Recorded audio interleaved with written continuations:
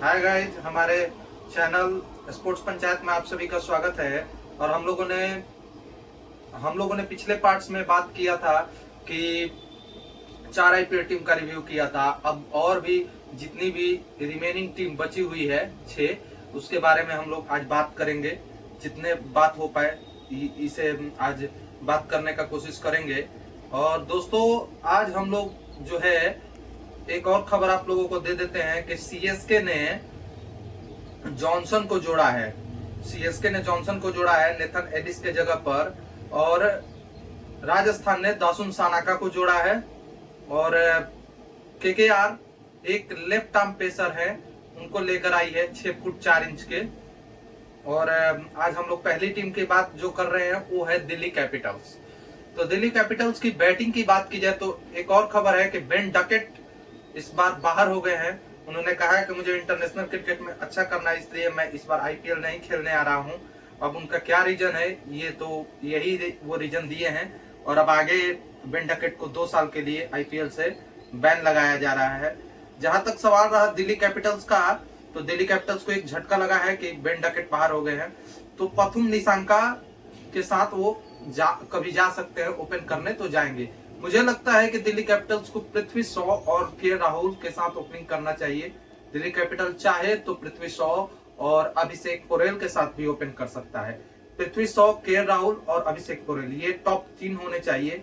फिर यदि दिल्ली कैपिटल्स चाहे तो दिल्ली कैपिटल्स पथुम निशंका को भी खिला सकता है। पर दिल्ली कैपिटल्स के ऊपर है कि क्या वो 4 फॉरेनर प्लेयर में 2 फास्ट बॉलर रखने चाहते हैं नीचे, तो वो दिल्ली कैपिटल्स की टीम के ऊपर कैप्टन अक्षर पटेल और उनकी टीम मैनेजमेंट डिसाइड करेगी। पर हम आज बात करने वाले हैं कि दिल्ली कैपिटल्स की टीम कैसी दिख रही है। दोस्तों, पृथ्वी शॉ और के राहुल जैसे विस्फोटक ओपनर है इनके पास, जो कि अच्छे खासे मंझे हुए प्लेयर है। और जहां तक सवाल रहा आपका अभिषेक पोरेल का, तो अभिषेक पोरेल ने 2-3 सीजन से अच्छे प्रदर्शन किए हैं। पर अभिषेक पोरेल यदि ओपन करते हैं तो वो पावर प्ले का इस्तेमाल अच्छे ढंग से कर सकते हैं, क्योंकि उनको हिट लगाने पड़ेंगे। अभिषेक पोरेल जैसे धीमे धीमे करके खेलते हैं उस तरह खेल से अब काम नहीं बनने वाला है, क्योंकि अब ताबड़तोड़ खेलना पड़ेगा। और सवाल रहा तीसरे, उसके बाद से डेविड मिलर के रूप में, जो कि डेविड मिलर इस वर्ल्ड कप में 2026 में उनको साउथ अफ्रीका नंबर 4 पर खिला रहा था, टेस्ट एंड स्टंप से ऊपर। सो इस बार चाहे तो दिल्ली कैपिटल्स भी डेविड मिलर को 4 पर खिला सकते हैं, क्योंकि डेविड मिलर उतने ही कैपेबल है जितने वो फास्ट बॉलर को अच्छे से मार सकते हैं, उतने ही वो अच्छे से स्पिन को भी खेलते हैं डेविड मिलर। सो डेविड मिलर 4 पर हो सकते हैं। यदि 5 पर बात की जाए तो उनको ट्रिस्टन स्टॉप्स जैसे एक घातक प्लेयर है इनके पास, जो कि कहीं से भी मैच का रुख पलट कर रख सकता है ट्रिस्टन स्टॉप्स। और फिर 6 नंबर आशुतोष शर्मा, वही जो आशुतोष शर्मा जो शशांक सिंह की तरह एक बेहतरीन हिटर माना जाता है। तो इनकी टीम 6 नंबर तक बहुत अच्छी है। यदि उसके बाद कैप्टन अक्षर पटेल आते हैं, वो 7 नंबर खेलेंगे। कैप्टन अक्षर पटेल एक बहुत ही जालिहाना बल्लेबाज माने जाते हैं अक्षर पटेल, और ऑलराउंडर की भूमिका निभाएंगे, बॉलिंग करेंगे, कैप्टनसी भी करेंगे। और इस बार उनकी बैटिंग में भी उनको हाथ आजमा सकते हैं, वो कुछ लास्ट में हिटे लगा सकते हैं। सो इनकी ये 7 होगी दोस्तों। तो ये इनकी बैटिंग हुई। यदि वो चाहें तो करुण नायर को भी डाल सकते हैं बीच में, यदि वो चाहे तो करुण नायर को भी बीच में डाल सकते हैं, या नीतीश राणा को। पर इंपैक्ट प्लेयर में यदि बात करें तो क्या वो आशुतोष शर्मा को इंपैक्ट प्लेयर लेकर आएंगे, नीतीश राणा को ऊपर में डालेंगे, या करुण नायर को ऊपर में डालेंगे? क्योंकि करुण नायर और नीतीश राणा दोस्तों इंपैक्ट प्लेयर तो नहीं हो सकते हैं, वो आकर लास्ट में हिटे नहीं लगा सकते जो काम आशुतोष शर्मा कर सकते हैं।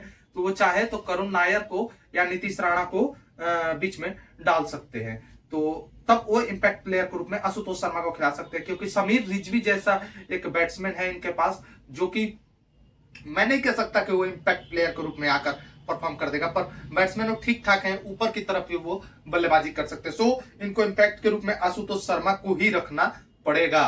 और दोस्तों, यदि इनकी बॉलिंग की बात की जाए तो कुलदीप यादव एक बेहतरीन स्पिनर माने जाते हैं, एक खूबसूरत गेंदबाज माने जाते हैं। कुलदीप यादव दुनिया के सबसे मंझे हुए गेंदबाज, इंडिया का 2 वर्ल्ड कप जिता चुके हैं, काफी प्रतियोगिताएं जिता चुके हैं इंडिया को। और कुलदीप यादव आईपीएल के भी बहुत ही बेहतरीन गेंदबाज माने जाते हैं, और कुलदीप ने अपनी बॉलिंग में भी सुधार की है ये देखने वाली बात होगी कि कुलदीप यादव इस वर्ल्ड कप में तो हिस्सा नहीं लिए थे, मात्र एक मैच पाकिस्तान के सामने खेले थे। सो पता चलेगा कि कुलदीप यादव कैसा खेलते हैं, आगे चलकर कुलदीप यादव कैसा खेलते हैं दोस्तों। सो इनकी बॉलिंग में बात कीजिए मिचेल स्टार्क। अब यह है कि मिचेल स्टार्क कब अवेलेबल हो रहे हैं। मिचेल स्टार्क को चोट तो नहीं लगा था मुझे जहां तक पता है, पर मिचेल स्टार्क खेल क्यों नहीं रहे हैं, मिचेल स्टार्क अवेलेबल कब होंगे, क्योंकि मिचेल स्टार्क T20 वर्ल्ड से संन्यास ले चुके हैं। सो मिचेल स्टार्क, इनके पास है लुंगीसान इंगेडी। लुंगी इंगेडी जो है सबसे इनके घातक गेंदबाज साबित हो सकते हैं, क्योंकि लुंगी इंगेडी ने जिस तरह स्लोवर वन डेवलप किया है, जिस तरह उन्होंने अपनी गेंदबाजी में सुधार की है, सो इंगेडी इस बार इनके लिए एक बेहतरीन प्रोस्पेक्ट साबित हो सकते हैं। उसके बाद आकिब नबी डार।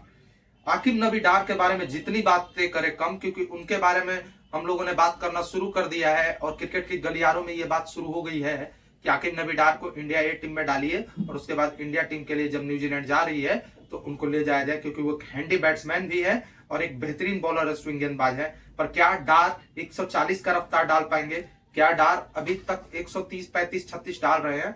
क्या डार आईपीएल में भी सफलता हासिल कर सकते हैं? क्योंकि उन्होंने रणजी ट्रॉफी में तो आग लगा रखी है आकिब नबी डार ने। सो और फिर है मुकेश कुमार जैसे उनको डेथ के बॉलर हो सकते हैं। टी नटराजन है इनके पास। सो इनकी टीम अच्छी खासी है। इनकी बैटिंग तो काफी अच्छी है दोस्तों। पृथ्वी शॉ का बात करें तो एक बेहतरीन मंझे हुए बल्लेबाज है पृथ्वी शॉ।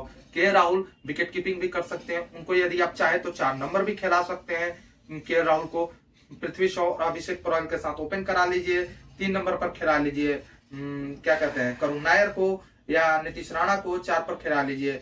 आप के राहुल को 5 पर आप मिलर को खिला सकते हैं, 6 पर स्टब्स, 7 पर आशुतोष शर्मा के रूप में इम्पैक्ट प्लेयर, 8 पर आप अक्षर पटेल को भी खिला सकते हैं। सो दोस्तों यदि इनकी टीम की बात की जाए तो इनकी टीम बैटिंग में तो काफी अच्छी दिख रही है। बॉलिंग में यदि मिचेल स्टार्क आते हैं तो मिचेल स्टार्क हो सकते हैं, नहीं तो इनके पास एक और गेंदबाज है श्रीलंका का दुष्मांथा चामीरा, वो भी अच्छे गेंदबाजी कर सकते हैं। डेथ ओवर में इनको मुकेश कुमार या टी नटराजन में से खिलाना पड़ेगा। लुंगीसान इंगेडी है, इनके पास आकिब नबी डार है, तो इनके पास अच्छी खासी बॉलिंग लाइनअप भी है। तो इस बार दिल्ली की टीम अच्छी खासी दिख रही है, पिछली बार से थोड़ी अच्छी दिख रही है, क्योंकि पिछली बार उन्होंने मोहित शर्मा पर दाव खेला था और मोहित शर्मा उतना अच्छा नहीं कर पाए थे दोस्तों।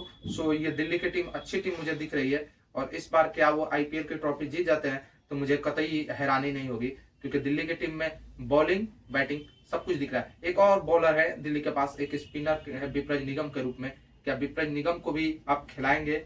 विप्रज निगम एक बेहतरीन लेग स्पिनर है और हैंडी बैट्समैन भी है। सो ये दिल्ली की टीम है, ये दिल्ली की टीम है। मेरी टीम में यदि पूछोगे तो मेरी टीम में होंगे पृथ्वी शॉ को मैं खिलाऊंगा, क्योंकि इनको लाया हूं और पृथ्वी शॉ को मौका भी देना चाहिए और पृथ्वी शॉ को भी वो प्रूव करना चाहिए, क्योंकि पृथ्वी शॉ जब साथ शुभमन गिल के आए थे तो इनको एक नेक्स्ट सुपरस्टार माना गया था। Brian Lara plus Virender Sehwag और सचिन तेंदुलकर का कॉम्बिनेशन माना गया था, पर पता नहीं पृथ्वी शॉ कहाँ गुम हो गए। उनकी फिटनेस प्रॉब्लम, उनकी डिसिप्लिन प्रॉब्लम। सो पृथ्वी शॉ जैसे एक हम लोगों ने नया उभरता सितारा को खो दिया। तो पृथ्वी शॉ और इनको अभिषेक पुराल के साथ ओपन कराना चाहिए और फिर इनको खिलाना चाहिए 3 नंबर पर करुण नायर, 4 पर के राहुल, 5 पर इनको खिलाने चाहिए डेविड मिलर, 6 पर ये खिला सकते हैं ट्रिस्टन स्टब्स, फिर 7 पर ये खिलाएंगे आपके आशुतोष शर्मा इम्पैक्ट के रूप में, 8 अक्षर पटेल, 9 हो जाएगा इनका आकिब नबी डार और 10 हो जाए इनका मिचेल स्टार्क और 11 होगा लुंगीसान इंगेडी। ये टीम उनकी होनी चाहिए और 12 पर यदि वो चाहे तो मुकेश कुमार या टी नटराजन में से खिला सकते हैं। तो दोस्तों ये रही दिल्ली कैपिटल्स की टीम। आप लोग भी अपना कमेंट करके बताइएगा कि दिल्ली कैपिटल्स की टीम कैसी है। और अब आगे बात करते हैं हम लोग एलएसजी की टीम की। करें हम लोग आगे अब बात करते हैं एलएसजी की टीम की। सो अब एलएसजी की टीम की बात करें तो देखिए दोस्तों इनकी बैटिंग फॉरेन प्लेयर से भरी हुई है। सो यदि वो बैटिंग में ही हो, क्या चारों फॉरेनर खिला लेंगे? क्योंकि इनकी बैटिंग में देखिए तो Aiden Markram, Matthew Breetzke, Mitch Marsh, Nicholas Pooran जैसे विदेशी बैटर हैं, जैसे धुआंधार बैटर है, पर क्या इनकी बॉलिंग इस बार पार लगा पाएगी? क्योंकि मैथ्यू ब्रिट्सगा भी जो है वो भी बीच में आकर बैटिंग कर सकते हैं, पर मिच मार्श और एडन मार्करम जैसे धुआंधार बैट्समैन है इनके पास, जो कि मैच 5 से 6 ओवर में ही एक तरफा कर सकते हैं। एडन मार्करम हुए, मिच मार्श हुए, और फिर निकोलस पूरन के बारे में तो क्या ही बताएं। पूरन ऐसा बल्लेबाज है जो मैच को कहीं से कहीं भी मोड़ सकता है, निकोलस पूरन। और फिर ऋषभ पंत, क्या ऋषभ पंत इस बार 4 नंबर खेलेंगे या उससे नीचे जाएंगे? तो 4 नंबर तक इनके पास बेहतरीन प्लेयर है, लेकिन इसमें यदि 4 ही आप फॉरेनर खिला सकते हैं तो 3 तो आपके अभी हो गए, मिच मार्श, एडन मार्करम और 3 नंबर निकोलस पूरन, फिर 4 पंत। पर क्या आप 5 पर मैथ्यू ब्रिटका को खिलाएंगे? क्या आप मैथ्यू ब्रिटका 5 नंबर खेलते हैं? क्योंकि अभी तक मैंने इनको मैथ्यू ब्रिटका को 3 या 4 खेलते हुए देखा है साउथ अफ्रीका की तरफ से। तो क्या 5 खेलेंगे मैथ्यू ब्रिटका? यदि आप मैथ्यू ब्रिटका को नहीं खिलाते हैं तो आयुष बडोनी एक हैंडी बैटर हैं, अच्छे बैटर हैं, दिल्ली के हैं, वो अच्छे खेल सकते हैं। तो 5 नंबर बडोनी को देना चाहिए और 6 नंबर अब्दुल समद जो कि हीटर हैं। पर इनके पास प्रॉब्लम आएगा कि ये डेथ ओवर में किससे बैटिंग कराएंगे? क्या डेथ ओवर में या इंपैक्ट के रूप में इनके पास कोई बैटर है जो इतना घातक बल्लेबाजी करे? सो इनको डेविड मिलर को नहीं छोड़ना चाहिए था। शहबाज अहमद आकर वो इंपैक्ट छोड़ पाएंगे जो आशुतोष शर्मा, शशांक सिंह मुंबई की तरफ से हो गए आपके, नमन धीर, क्या वो कर पाएंगे? मुझे मुश्किल लगता है शहबाज अहमद के। सो इनके ऊपर 4 बेहतरीन प्लेयर हैं। तो क्या ये मैथ्यू ब्रिटका को भी ऊपर खिलाकर ऋषभ पंत को थोड़ा नीचे 5 नंबर डालकर क्या ये ऊपर से ही खत्म करना चाहते हैं मैच? क्या समद को वो इंपैक्ट के रूप में खिलाना चाहते हैं? क्योंकि हसरंगा भी इनके पास अभी तक उपलब्ध नहीं है। सो इनकी बैटिंग में ऊपर तो मुझे फायर पावर दिख रही है दोस्तों, लेकिन नीचे जो डेथ ओवर है या इंपैक्ट प्लेयर के रूप में है, वहां मुझे प्रॉब्लम लग रही है। अब इनकी बॉलिंग की भी बात कर ले तो दिग्वेश राठी पिछले साल तो अच्छा किए थे, मोहम्मद शमी को लेकर आए हैं। तो मोहम्मद शमी शुरुआती ओवर में तो बहुत अच्छी गेंदबाजी कर सकते हैं, पर क्या मोहम्मद शमी डेथ ओवर में उतना ही घातक साबित होंगे? अभी तक तो नहीं साबित हुए हैं T20 में, क्या शमी साबित होंगे? आवेश खान कब जब इंडिया खेलते थे उसके बाद से एक बार जब उनको बुखार लगा, उसके बाद से जब से वो टीम से बाहर हुए उसके बाद तो आवेश खान कभी इंडिया टीम में दिखे भी नहीं है। मोहसिन खान एक अच्छे बॉलर हैं, डेथ में भी अच्छे बॉलिंग करते हैं, पर ये हमेशा चोटिल रहते हैं। तो क्या मोहसिन खान इस बार फिट होकर 6-7 मैच दे सकते हैं लखनऊ को? मयंक यादव हर बार की तरह 2-3 मैच खेलते हैं, चोटिल हो जाते हैं, हर बार यही होता है। सो क्या इस बार मयंक यादव 1 या 1.5 साल बाद वापस आए हैं, क्या मयंक यादव इस बार अच्छा कर सकते हैं? क्या मयंक यादव का रफ्तार उतना ही है दोस्तों? सो इनकी टीम है, पर क्या बात हो रहा है? क्योंकि मोहसिन खान की चोटिल रहते हैं, मयंक यादव चोटिल रहते हैं, प्रिंस यादव या वो एक अच्छे विकल्प है, प्रिंस यादव एक अच्छे विकल्प साबित हो सकते हैं। सो मुझे लगता है कि इनको प्रिंस के साथ जाना पड़ेगा। क्या अर्जुन तेंदुलकर को इंपैक्ट प्लेयर के तौर पर खिला सकते हैं बैटिंग के लिए? अर्जुन तेंदुलकर जो कि आकर बाद में बहुत लंबे लंबे हिटे लगा सके, तो क्या ये खिला सकते हैं दोस्तों? तो इनको कैसे भी करके शहबाज अहमद है बेटर, पर इतने भी खतरनाक नहीं है कि वो इंपैक्ट प्लेयर के रूप में तोड़ दे। बॉलर अच्छे हैं, पर अर्जुन तेंदुलकर को भी इनको इस्तेमाल करना चाहिए इस बार, क्योंकि उनको भी देखना चाहिए कि अर्जुन तेंदुलकर कैसा कर रहे हैं दोस्तों। क्योंकि अर्जुन तेंदुलकर के बारे में भी मुझे लगता है कि उनको भी एक बार बैटिंग तो कराकर देखना ही चाहिए, क्योंकि वे भी एक अच्छे हिटर माने जाते हैं। सो इनकी टीम की बात करें दोस्तों तो टीम मुझे अच्छी दिख रही है ऊपर की तरफ टॉप ऑर्डर में, नीचे की तरफ पता नहीं, उतनी तो घातक टीम नहीं दिख रही है। सो इनको ऊपर नीचे कुछ करना पड़ेगा, तब जाकर ये कर पाएंगे, क्योंकि इनके पास 3 तो प्लेयर हैं और एक चौथा किसको खिलाएंगे? मैथ्यू ब्रिटका को भी वो खिला सकते हैं। हसरंगा यदि आते हैं तो हसरंगा को खिलाएंगे, पर हसरंगा क्या वो उतने बड़े हिटर है? ये तो देखने वाली बात होगी। तो हसरंगा के आने से बॉलिंग थोड़ी मजबूत जरूर होगी लखनऊ की। सो अब हम आगे टीम की बात करेंगे। अगली टीम के बारे में हम बात कर रहे हैं, वो गुजरात टाइटंस है, जो कि अपने पहले ही सीजन में ट्रॉफी जीत चुकी है। अगली बार भी जो पिछला सीजन हुआ था 2025 का, उसमें भी गुजरात टाइटंस टॉप 3 में क्वालिफाई की थी और मुंबई से हार कर वो बाहर हुई थी क्वालिफायर 2 में। क्वालिफायर एलिमिनेटर में, सॉरी एलिमिनेटर में बाहर हुई थी। तो गुजरात टाइटंस की बात फिर से वही, उनका टॉप ऑर्डर में शुभमन गिल और साई सुदर्शन। पर साई सुदर्शन कुछ दिन पहले चोटिल हुए थे और उसके बाद अब साई सुदर्शन फिट होकर वापस आ चुके हैं। आप लोगों को बता दो, क्या साई सुदर्शन पुराने वाले साई सुदर्शन है? शुभमन गिल तो कर लेंगे, शुभमन गिल एक अच्छे मंजे हुए बैटर हैं, वो कर लेंगे। और कैप्टन भी इस बार उनकी कैप्टनसी की भी टेस्ट होगी, क्योंकि उनको इंडियन टीम की ओडीआई कैप्टन बनाया गया, टेस्ट कैप्टन है। सो क्या शुभमन गिल वापसी करके क्या वो इंडियन टीम में फिर से आना चाहते हैं? क्या वो आएंगे? सो शुभमन गिल पर भी निगाहें रहेंगी, उनकी कैप्टनसी पर भी निगाहें रहेंगी, आशीष नेहरा की कोचिंग पर भी निगाहें रहेंगी। सो शुभमन गिल और साई सुदर्शन के रूप में दो ओपनर उनके पास हैं और दो अच्छे ओपनर हैं, क्योंकि साई अगले बार ऑरेंज कैप जीते थे और साई एक अच्छे बैटर है। क्या साई इस बार अपने टेक्निक में सुधार करके आए हैं? क्योंकि साई को टेस्ट में मौका मिला था और टेस्ट में फ्लॉप रहने की वजह से थोड़े साई सुदर्शन नाराज से भी दिखे थे, क्योंकि इंडियन टीम से ड्रॉप भी हुए थे। उसके बाद इस बार जीटी ने एक अच्छा काम किया है कि जॉस बटलर यदि फॉर्म में नहीं होंगे तो उनके जगह पर टॉम बेंटन को भी जोड़ा है। यदि बटलर और बेंटन में से एक को खिलाया जाएगा। फिर इनके पास गैलेन फिलिप्स जैसा बल्लेबाज है, जो जिसे इस बार न्यूजीलैंड ने नंबर 4 पर भेजा था और फिलिप्स अच्छा बल्लेबाजी कर सकते हैं। फिर वाशिंगटन सुंदर अच्छे बल्लेबाजी कर सकते हैं। फिर है उनके पास शाहरुख खान, फिर शाहरुख खान इनके पास आ जाते हैं। और शाहरुख खान के बाद राहुल तेवतिया जो कि पिछले कुछ सीजन से बहुत अच्छे करते आ रहे हैं। क्या राहुल तेवतिया इस बार भी वही कारनामा दिखा पाएंगे? तो इनके पास बैटिंग यदि बात की जाए तो ठीक ठाक बैटिंग है। शाहरुख खान पर थोड़ा मुझे शक है कि कैसा करते हैं। शुरुआत में आए थे तो शाहरुख खान बहुत अच्छा खेल रहे थे, पर इस बार शाहरुख खान पर मुझे शक है। राशिद खान अच्छा बल्लेबाजी कर सकते हैं, पर राशिद खान की बॉलिंग क्या वही धार नजर आएगी?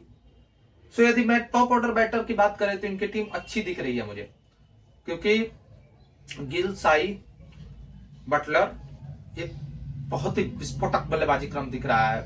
यदि गिल, साई और बटलर चल गए या टॉम बेंटन, तो बहुत ही घातक। फिर 4 नंबर आपके फिलिप्स, फिर सुंदर, फिर तेवातिया, शाहरुख, ये टीम अच्छी दिख रही है अभी तक।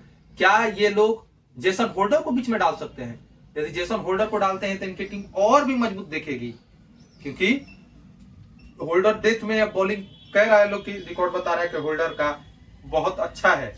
और दोस्तों, क्या होल्डर इसी तरह परफॉर्म कर पाएंगे? क्योंकि ये आईपीएल है। यहां पर मैंने होल्डर को ओवर में फुल टॉस फेंकते देखा है 19वें 20वें ओवर में, और 3-3 4-4 छक्के टीम डेविड से खाते हुए मैंने देखा है होल्डर जब राजस्थान से खेलते थे। तो क्या जेसन होल्डर उसी तरह गेंदबाजी कर पाएंगे? जेसन होल्डर, कागिसो रबाडा और होल्डर में लड़ाई रहेगा कि किसको खिलाया जाता है। बॉलिंग में राशिद खान है इनके पास, बॉलिंग में प्रसिद्ध कृष्णा है जो कि पिछली बार पर्पल कप जीते थे। और इस बार क्या प्रसिद्ध कृष्णा अपनी बॉलिंग में कुछ सुधार करके आए, क्योंकि उनको इंडियन टीम से इस बार बाहर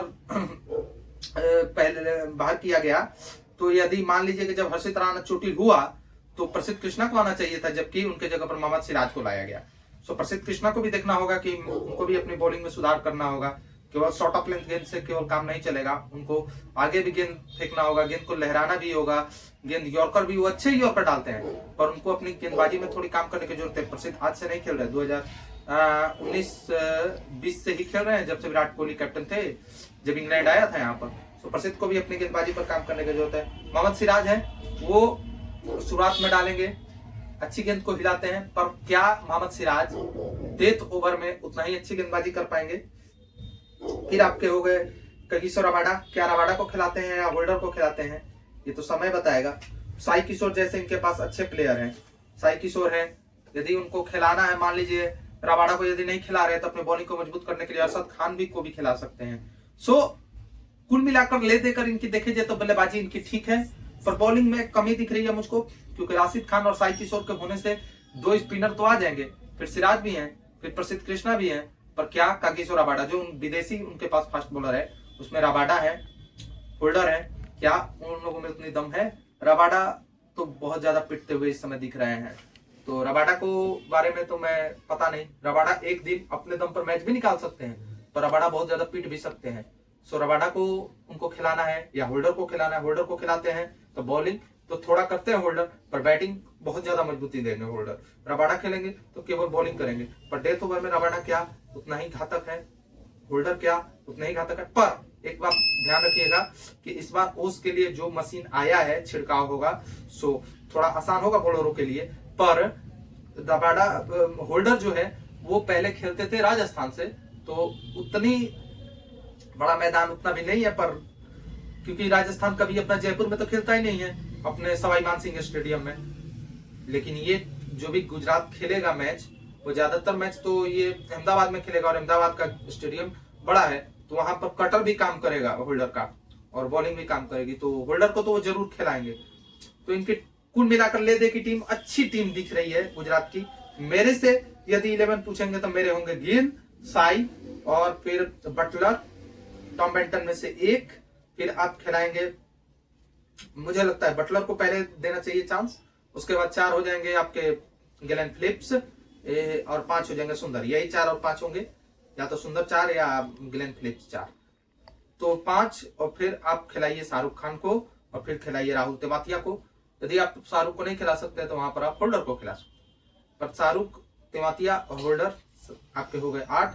और फिर आप खिला लीजिए राशिद खान 9, प्रसिद्ध कृष्णा 10 और सिराज 11 और साई किशोर 12। ये टीम होनी चाहिए गुजरात के बारे में। दोस्तों मैं इतना ही आपको कहना चाहूंगा, ऑल द बेस्ट गुजरात, आप अच्छा खेलिए, क्योंकि आपकी टीम में के बॉलिंग में रबाडा और होल्डर के होने से मुझे नहीं पता कि रबाडा कैसा गेंदबाजी करेंगे या आप होल्डर को खिलाएंगे। पर मैंने सुना है जीटी मैनेजमेंट से कि ये बात तो है कि होल्डर को पहले कह रहे हैं कि खिलाएंगे, तो 4 खिलाना पड़ेगा उनको, तो फिर रबाडा को बाहर कराना पड़ेगा, क्योंकि टॉम बेंटन 1 हो गया, फिलिप्स 2 हो गया, और फिर राशिद खान 3 हो गया, तो रबाडा और होल्डर में से एक ही खेलेगा 4।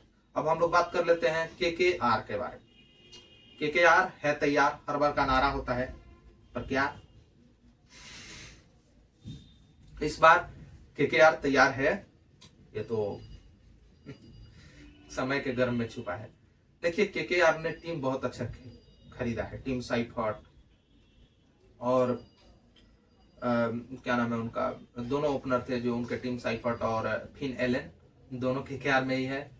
उसके बाद से Narine, Ajinkya Rahane, Angkrish Raghuvanshi, Cameron Green, Rovman Powell, Ramandeep, Rinku, ये सारे इनके बैटर हैं, है ना, मनीष पांडे, ये सारे इनके बैटर है। पर क्या वो फिन एलन और टीम साइफर्ट को खिला पाएंगे? क्योंकि यदि वो फिन एलन और टीम साइफर्ट को खिलाते तो 2 ये हो गए, ग्रीन को खिलाएंगे तो 3 हो गए, पावेल हो गए 4, तो नारायण कहाँ गए? सो टीम साइफर्ट और फिन एलन में से भी वो एक ही खिला पाएंगे, क्योंकि वो भी एक खिला लेंगे तो अब दोस्तों देख लीजिए, फिर वो ग्रीन को खिलाएंगे, ग्रीन तो खिलाएंगे क्योंकि इतना रुपया देकर लाए हैं। 2 नंबर ग्रीन हो गया, नारायण 3 हो गया, फिर रमन पावेल 4 हो गया। फिर मुझे नहीं लगता कि इनको फिन एलन और टीम साइफर्ट ये खिला पाएंगे, बस उनको बैठाने के लिए लिए। टीम इनकी बहुत धांसू दिख रही है बैटिंग में, Tim Seifert, Finn Allen, Angkrish Raghuvanshi, Rovman Powell, Rinku Singh, Ramandeep Singh, Manish Pandey और फिर अजिंक्य रहाणे। उतने तो खतरनाक नहीं है अजिंक्य रहाणे, क्योंकि बैटिंग तो सॉर्टेड दिख रही है, पर क्या ये सबको खिला पाएंगे? मुझे मुश्किल लग रहा है। तो मुझे लग रहा है, और इनकी बॉलिंग देख लीजिए तो सुनील नरेन, बॉलिंग में देख लीजिए तो सुनील नरेन, क्या नरेन वही नरेन है जो पहले घातक हुआ करते थे? ना, इतना आसानी से नहीं कर सकते कि नरेन वही नरेन है। ठीक है दोस्तों, यदि बात करें हम बॉलिंग में तो आकाशदीप थे, आकाशदीप भी बाहर हो गए। वैभव अरोड़ा पर्पस अभी इनका बचा। वरुण चक्रवर्ती, ऐसे ही वो थोड़े गड़बड़ चल रहे हैं वरुण चक्रवर्ती। मथीसा पथिराना आ जाएंगे तो देखेंगे, यानी तो ब्लेसिंग मुजरबानी के साथ इनको शुरुआत करना पड़ेगा। प्रशांत सोलंकी या कोई फास्ट बॉलर इनको देखना पड़ेगा। तो इनकी बॉलिंग तो मुझे बहुत ही टू वीक लग रही है, क्योंकि हर्षित राणा भी बाहर हो गए, आकाशदीप भी बाहर हो गए हैं, वरुण चक्रवर्ती वो चक्रवर्ती नहीं रहे हैं अभी तक। तो इनकी बॉलिंग मुझे कमजोर दिख रही है। और मेरे दोस्तों यदि मेरे से पूछोगे तो ये लोग तो फिन एलन और टीम साइफर्ट को भी तो नहीं खिला पा रहे हैं, तो कैसे हम बात करें इन पर? टू एंड एक्सटेंट क्या करें? इनको फिर नरेन और अजिंक्य रहाणे के साथ ओपनिंग कराना पड़ेगा। 3 नंबर अंग्रेज रघुवंशी खेलेगा, 4 नंबर कैमरन ग्रीन खेले, 5 रोमन पवेल खेले, 6 रमनदीप खेले, 6 रिंकू खेले और 7 रमनदीप खेले। तो यहाँ तक बैटिंग ठीक है, पर अजिंक्य रहाणे को ऊपर में थोड़ा तोड़ना पड़ेगा। और नारायण को, जो टीम साइफर्ट और फिन एलन कर सकते हैं, वो क्या नरेन और अजू कर सकते हैं? बिल्कुल नहीं, मुझे नहीं लगता। नरेन अजू अच्छे बल्लेबाज हैं पर इतने भी नहीं, और अजिंक्य रहाणे के कैप्टन बनाने की वजह से ये इनको खिलाना ही पड़ेगा। अंग्रेज रहेंगे, अच्छे बल्लेबाज हैं। ग्रीन अच्छे हैं, पर क्या वो आईपीएल में अभी तक कारनामा दिखा पाएंगे वो तो समय बताएगा, क्योंकि अभी तो वर्ल्ड कप में ग्रीन वो नहीं कर पाए जो ग्रीन से उम्मीद थी। Rovman Powell, Rinku Singh, Ramandeep Singh. Bowling में इनके पास थोड़ा दिक्कत है। वरुण चक्रवर्ती हो जाएंगे, आकाशदीप जी जो खेलना चाहते खेलते वो पहला शुरुआत करते, वो आकाशदीप भी नहीं रहेंगे। वैभव अरोड़ा, प्रशांत सोलंकी, इनको खिलाना पड़ेगा। क्या वो 3 स्पिनर के साथ जाएंगे? नरेन, वरुण, सोलंकी, जो एक फास्ट बॉलर इनको खिलाना पड़ेगा, जो एक लेकर आए हैं लेफ्ट आर्म। पथिराना इनको खिलाना पड़ेगा इस पर। मुजरबानी तो भी उनको दिक्कत हो रहा है, क्योंकि अब पथिराना और मुजरबानी में से एक ही खिला सकते हैं, क्योंकि नरेन हो गया, ग्रीन हो गया, पावेल हो गया, पथिराना और मुजरबानी में से एक ही खिला सकते हैं। क्या वो पावेल को बाहर बैठा सकते हैं? यदि वो पावेल को बाहर बैठाते हैं तो एक ऊपर में घातक प्लेयर को खिला सकते हैं, टीम साइफर्ट को या फिन एलन को। फिर वो टीम साइफर्ट और अजिंक्य रहाणे का साथ ओपन करे। अंग्रेज 3, ग्रीन 4, रिंकू 5 और अमनदीप 6, नरेन 7 आ जाए। ये तो उनको देखना होगा कि रोमन पवेल को क्या वो बाहर बैठा सकते हैं, जो कि घातक बल्लेबाज है। यदि रोमन पवेल को और बाहर बैठाएंगे तो टीम साइफर्ट और फिन एलन में से एक को खिला सकते हैं। तो इनकी भी टीम बैटिंग को लेकर बहुत उठापटक है इनके पास भी, कि क्या वो कर पाते हैं, क्या नहीं कर पाते हैं। क्या इसको बाहर बैठाए तो उसको खिलाए, क्या उसको अंदर डाले इसको खिलाए। तो ये सारी चीजें देखने वाली बात होगी। पथिराना है, प्रशांत सोलंकी को क्या ये खिलाएंगे? एक फास्ट बॉलर जो लेफ्ट आर्म लेकर लेफ्टी लेकर आए हैं 6 फुट 4 इंच का, उसको खिलाना ही पड़ेगा। क्या वो नवदीप सैनी को जोड़ते हैं? तो ये सारी बातें हैं, देखते हैं दोस्तों। इनके टीम केकेआर, इनकी बैटिंग मुझे ठीक दिख रही है और बॉलिंग बहुत कमजोर दिख रही है, और आपकी बॉलिंग ही नहीं है तो फिर बहुत दिक्कत है। टीम इन्होंने अच्छी बनाई थी, हर्षित राणा को रखा था इन्होंने मुस्तफिजुर का रखा था, जो कि बाहर हो गया, बहुत मुश्किल हुआ। सो देखिए क्या होता है दोस्तों। आप भी अपना कमेंट कीजिए, बताइए, और हमारे चैनल को सब्सक्राइब कीजिए, लाइक कीजिए। जल्दी से इतना सब्सक्राइब कर दीजिए कि हम लोग लाइव आ पाए। और यदि हम लाइव आए आईपीएल मैच के खत्म होने के बाद, प्री शो करे, पोस्ट शो करे, आपके मिड शो करे, तो आप लोगों को ज्यादा अच्छा लगेगा। हमारे चैनल में और भी सारे लोगों को जोड़ेंगे, है ना, और आप लोगों को मनोरंजन करने का कोशिश करेंगे, आप लोगों को सही जानकारी देने का कोशिश करेंगे।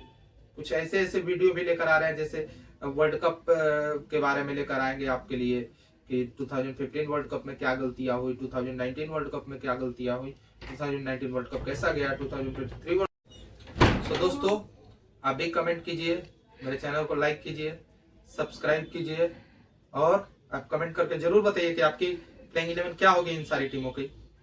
जय हिंद, जय भारत, भारत माता की जय।